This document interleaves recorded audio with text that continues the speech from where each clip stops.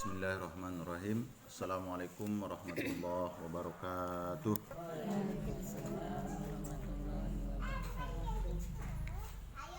Bersyukur kepada Allah Subhanahu wa taala dengan lafaz hamdalah. Alhamdulillahirabbil alamin. Bersolawat kita kepada Rasulullah sallallahu alaihi wasallam biqaulin Allahumma sholli ala sayyidina Muhammad wa ala ali sayyidina Muhammad. Assalamu alayka ya Rasulullah. Apa kabar ibu-ibu semua, sehat? Alhamdulillah ya.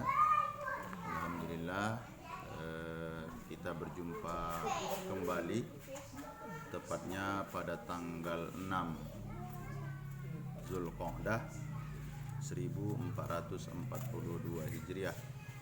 Mudah-mudahan pertemuan kita kali ini mendatangkan keberkahan untuk kita semua. Amin ya rabbal alamin. Apa yang disampaikan oleh ketua perwiritan kita, kami pun mengucapkan hal yang sama. Mudah-mudahan pertemuan kita kali ini selain silaturahmi, dosa di antara kita tidak ada lagi penyebab agar kita tidak dimasukkan ke surga. Mudah-mudahan semuanya kita berjumpa pula nanti di dalam surganya Allah Subhanahu wa taala. Amin ya rabbal alamin. Pada kesempatan kali ini kita mengulang lagi Bu ya. Belajarnya mengulang lagi, yaitu mengenai hal-hal yang membatalkan sholat. Kira-kira ibu-ibu masih hafal semua hal-hal yang membatalkan sholat?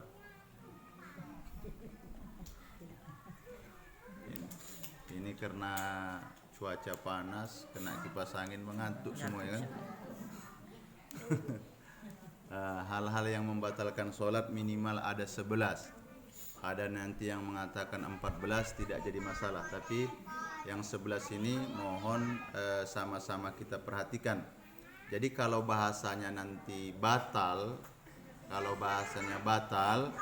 maka sholatnya harus diulang. Yang pertama yaitu al-kalamu amdan, bicara dengan sengaja. Bicara dengan sengaja selain pembicaraan, selain kalimat yang berhubungan dengan sholat. Kira-kira ibu pernah bicara di luar pembicaraan sholat? Pernah enggak? Misalnya ibu lagi sholat duha, pintu dikunci, diketok orang, sekali diucapkannya Assalamualaikum, kira-kira dijawab apa enggak? Hah? Dikuatkan bacaan sholatnya. Kalau dijawab batal. Jadi bicara dengan sengaja di luar pembicaraan kata-kata sholat. Tapi kalau sholat harus diucapkan semuanya, harus diucapkan. Kami kembali bertanya, ibu-ibu, kakak-kakak yang hadir di sini, apakah seluruh bacaan sholat itu diucapkan dengan lisan atau di dalam hati?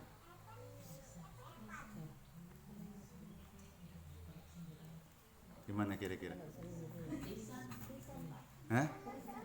Diucapkan ya? Enggak bacaan seluruhnya diucapkan dengan lisan, dengan lidah, atau perasaan ibu ucapkan dengan lidah, tapi ternyata di dalam hati.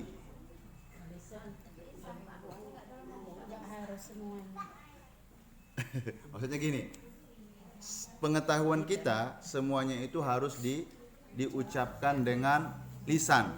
Tapi dalam prakteknya kita jarang betul mengucapkannya dengan lidah. Kalau seandainya diucapkan, tidak ada orang sholat itu 2 menit, 3 menit, tidak ada. Contoh, ruku, Allahu Akbar, bacaannya sekali, 2 2 kali, 3 kali. Tapi karena perasaan ibu-ibu ucapkan, prakteknya tidak. Allahu Akbar. Itu hanya sekedar lintasan, itu yang membuat sholat itu jadi cepat. Tapi kalau seandainya diucapkan semuanya, itu lama. Berarti ini kan kita kan istilahnya menambah ilmu pengetahuan, sebaiknya seluruhnya diucapkan. Tapi jangan kuat. Bisa ya Bu ya? Nah, gimana? Banyak prakteknya dalam apa nih? Dalam hati. Ruku, sujud. Allahu Akbar. Kalau diikutkan pasti lama. Subhana rabbiyal a'la wa bihamdi. Subhana rabbiyal a'la wa bihamdi. Subhana rabbiyal a'la wa bihamdi. Terucap maksudnya minimal suara itu kedengaran ke telinga kita, jangan ke telinga orang. Ya? Enggak. Ini gini, maksudnya begini. Ini terkadang prakteknya kami yang bapak-bapak sampai risih yang di sampingnya. Enggak perlu. Hanya sekedar terdengar ke telinga. Intinya yang pertama itu yang membatalkan sholat itu al-kalamu amdan, bicara di luar pembicaraan sholat. Contoh, kalaupun dia 1 kata bisa membatalkan, kalaupun dia 2 kata bisa membatalkan. Misal, waktu ibu sholat datang ayam, kira-kira diusir kayak mana bacanya? Ketika sengaja seperti itu batal itu, batal. Itu caranya Pak Ustadz, nggak usah diam aja. Kita kan tinggi dia. Oke, yang kedua, al-amalu kasir. Banyak melakukan perbuatan, banyak melakukan tindakan di luar tindakan sholat, di luar pekerjaan sholat. Yang membatalkan ini ketika dilakukan anggota tubuh besar. Ibu pernah merasa gatal waktu sholat di belakang? Caranya? Gini aja. Nih, Anda yang di depan, nah.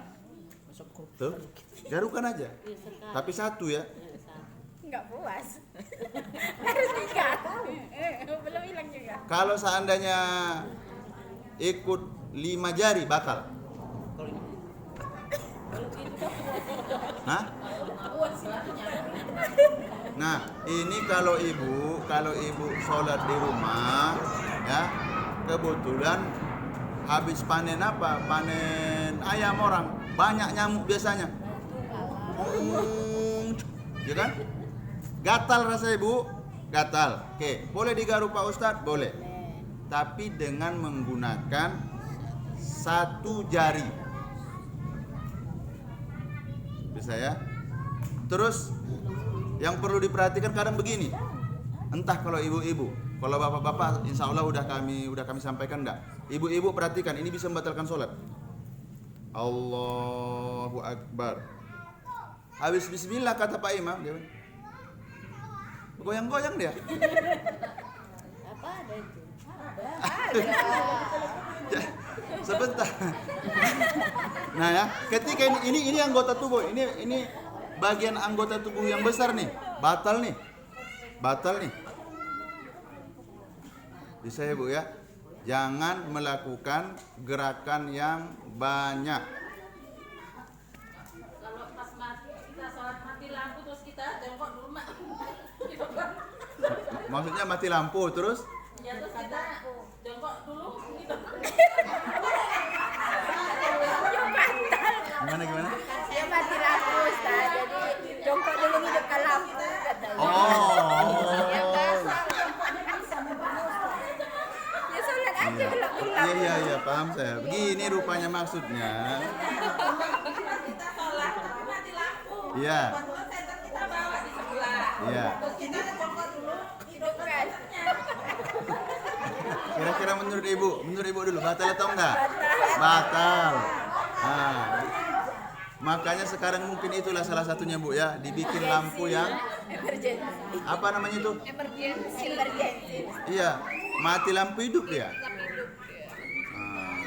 Ya, batal itu, batal. Contoh lagi Bu.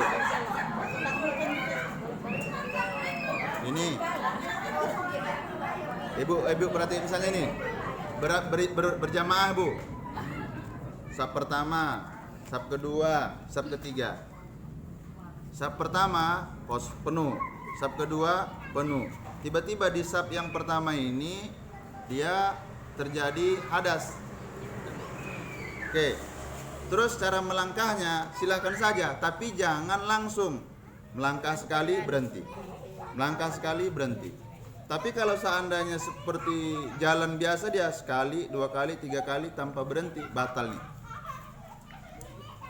Harus ada istirahat sejenak. Bisa ya Bu ya?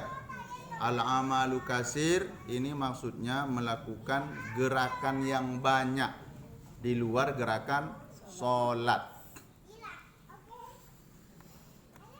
Ada yang sering? Paling yang sering ini yang ibu yang gatal-gatal kepalanya. Bukan uban. Ketombe Bu. Habis mandi dia di Sungai Ucil. Banyak apa tuh Mas? Apa namanya? Pasir. Habis sholat kurang rasanya 2 jari, enggak apa-apa. Rasanya Bu. Wah, itu batal tuh. Jangan lakukan itu. Kalau mau ditahan enggak apa-apa. Kalau mau ditahan. Nah, selanjutnya yang ketiga yang membatalkan itu terjadi hadas. Baik hadas kecil maupun hadas besar. Apa itu hadas? Mohon maaf memudahkan. Kalau hadas dia terjadi di dalam organ tubuh kita dan kita tidak melihatnya. Buang angin. Jangan misalnya ada seseorang buang angin. Udah rakaat terakhir, sayang biar aja lah. Jangan, keluar ibu cepat-cepat. Pak Ustadz nggak berbunyi, kan nggak ketahuan. Ini bukan masalah bunyi atau tidak bunyi, panjang atau pendek, asal keluar. Kentut tetap kentut. Nah, terus gini, ibu berjamaah 1, 2. Cara memberitahu kita bahwa kita batal wudunya, angkat tangan, tutup mulutnya. Ini identifikasi apa maksudnya? Ini dia memberitahu bahwa dia lagi berhadas. Ketika ibu seperti itu, misalnya di sini langsung aja Bu, serempet ya Bu.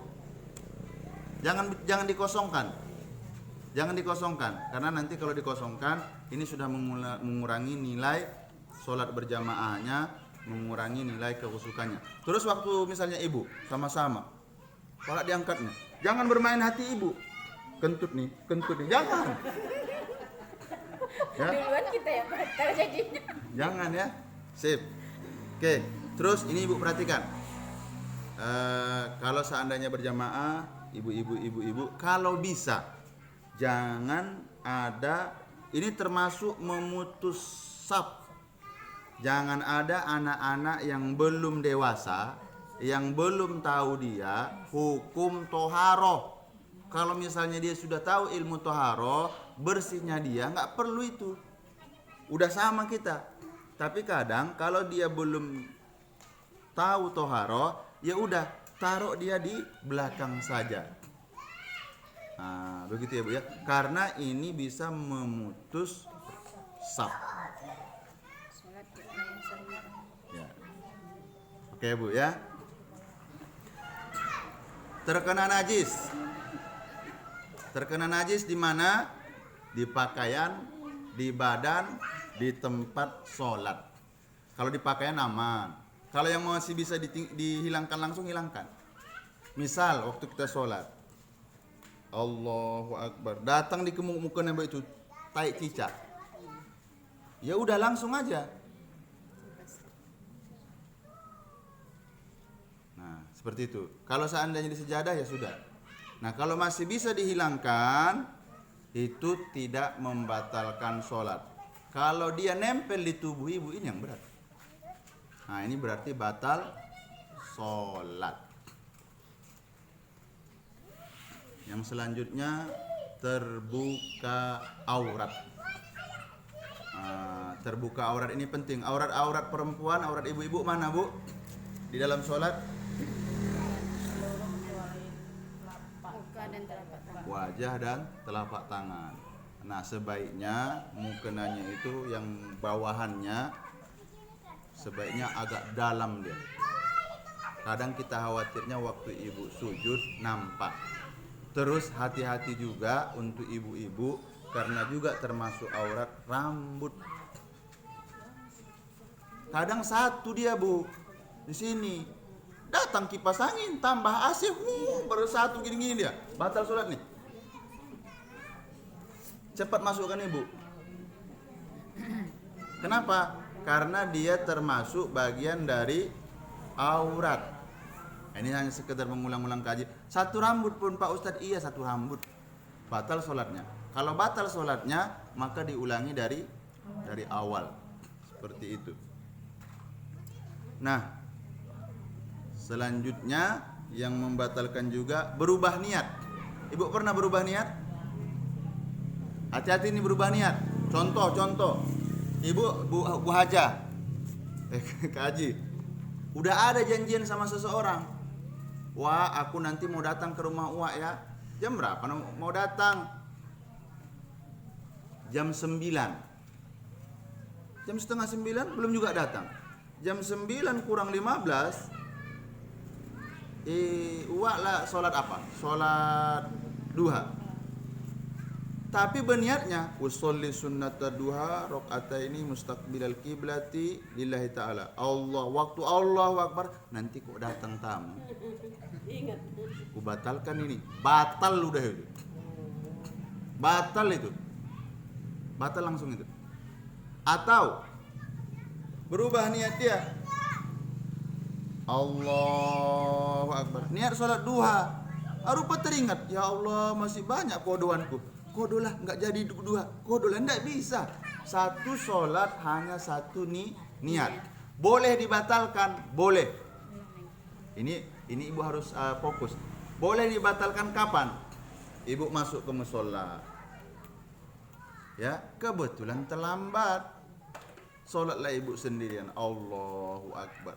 Ada makmum, ada jamaah baru membuat jamaah yang baru.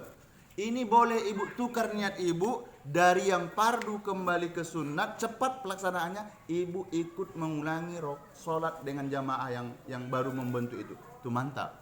Selainnya tak boleh. Bisa ya Bu ya?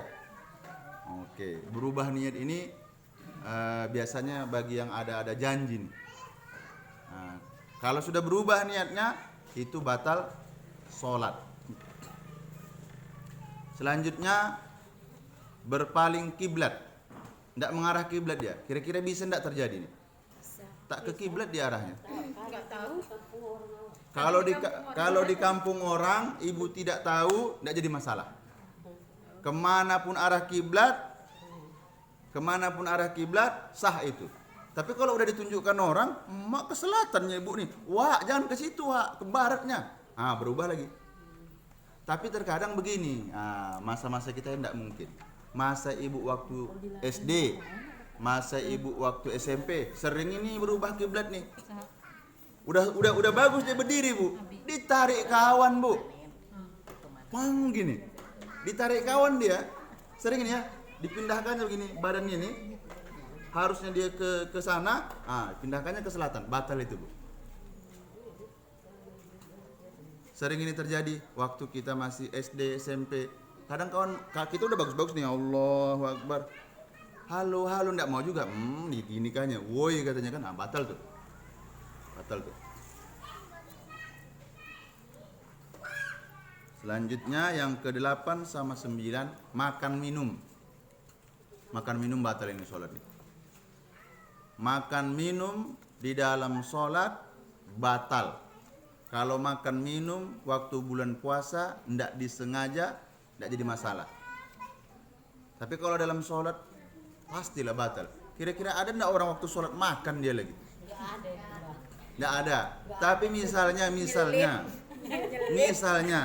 maghrib ibu kedatangan tamu, dibawanya lah onde-onde, apa namanya itu? Apa onde-onde? Kok kami bilang yang pakai kelapa itu kan? Kelapon talat.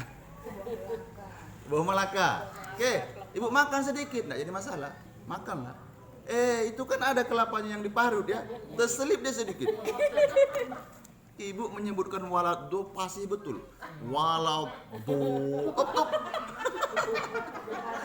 Aduh, sedikit. Ini gimana caranya, Bu? Ibu harus telan atau ibu harus buangkan? Buang. Caranya ke kiri, jangan ke kanan ibu. Ke kiri. Lihat dulu yang kiri pun ada enggak gitu loh.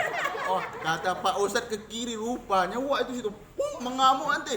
Caranya kalau misalnya enggak ada dah, ginikan saja, buangkan aja. Ya, tapi kalau dimakan batal itu.